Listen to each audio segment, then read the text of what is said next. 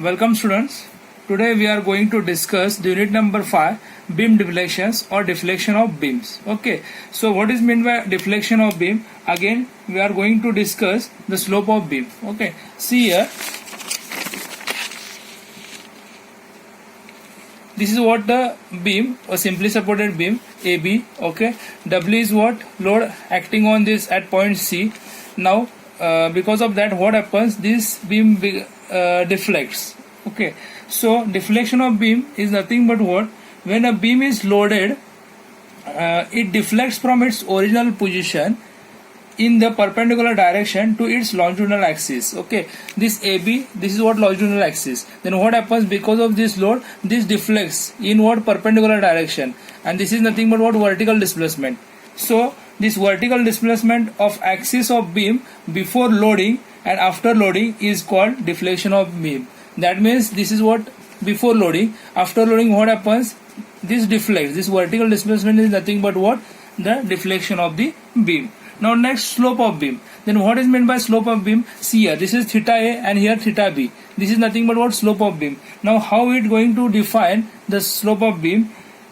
Slope of beam is the angle between axis of beam before loading and the tangent of axis of the deflected beam after loading. That means this is what before loading, and after loading what happens, it deflects, and this is what deflection curve, and this is nothing but what, here this line is nothing but what, tangent to this deflection, and this before deflection and this after deflection, that is tangent of after deflection. So this angle is nothing but what, slope of the beam. Here theta A and theta B.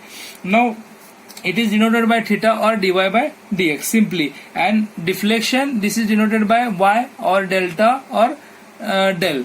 Okay, now next is what, this theta A, this is what deflection, this is what slope at point A, and this theta B is nothing but what, slope at point B, and the end supports the deflection, slope will be 0. Okay, now next we are going to see the relation between the slope, deflection and radius of curvature of beam. So see, this is figure.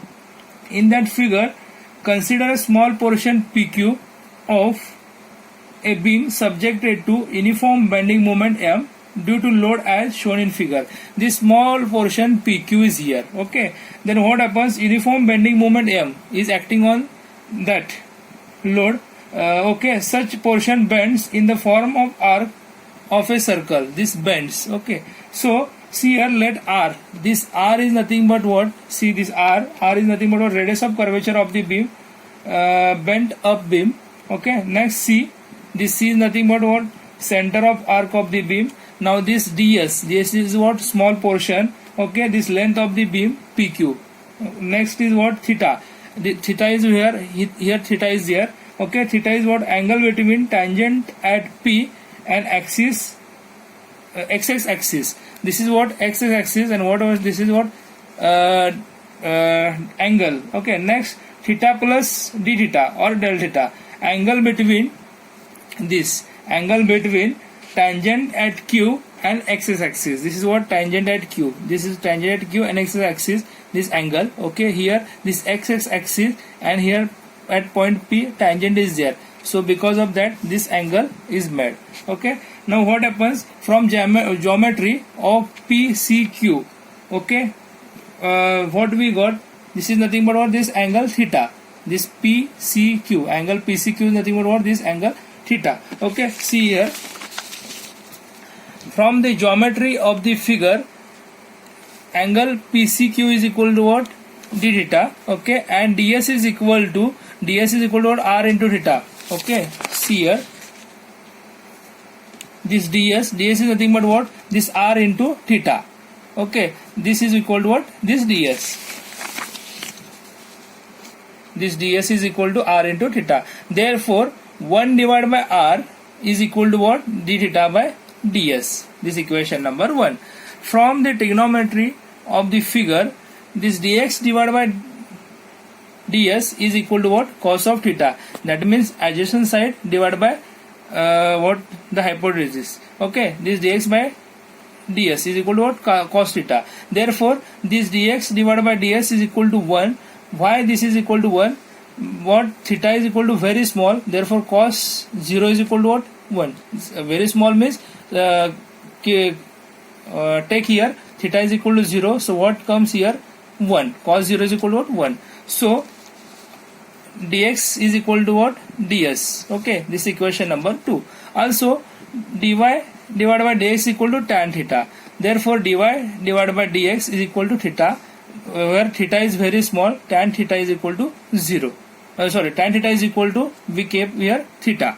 Differentiating with respect to x, we get, if we differentiate, what we got or what we get, d2y by dx square is equal to d theta by dx. Okay, see here d2y divided by dx square is equal to d theta by dx. Okay, therefore ds is equal to dx.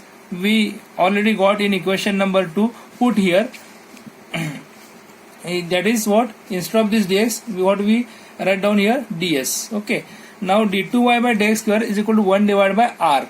So what is 1 divided by r? In equation 1 we got d theta by ds is equal to what? 1 divided by r. Okay, now here d2y by dx square is equal to m divided by ei. So in flexor formula, what we seen, m divided by I is equal to e divided by r. So 1 divided by r is equal to what? M divided by ei. Put here. Okay, therefore d2y by dx square is equal to m divided by ei.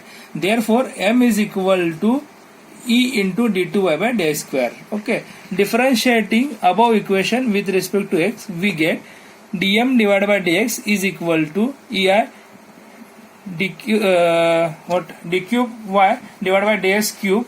Okay, therefore dm by dx is nothing but what? S, that is shear force. dm divided by dx is equal to x is equal to what? Shear force. So put here S is equal to ei d cube y by dx square. Okay, differentiating above equation with respect to x, what we get, ds divided by dx is equal to ei d raised to 4y divided by dx raised to 4. Okay, here ds divided by dx is equal to nothing but w is equal to ei d raised to 4y divided by dx raised to 4. This ds divided by dx is equal to w or omega. This is what rate of loading. Hence the relation between deflection, slope, bending moment, shear force and rate of loading is given by deflection is equal to y, slope is equal to what? Dy by dx is equal to what? Theta. Next is here bending moment, this is nothing but what? ei d2y by dx square. Okay, next shearing force, that is S is equal to ei d cube y by dx cube here. Okay, next rate of loading, that is omega is equal to ei d raised to 4y divided by dx raised to 4.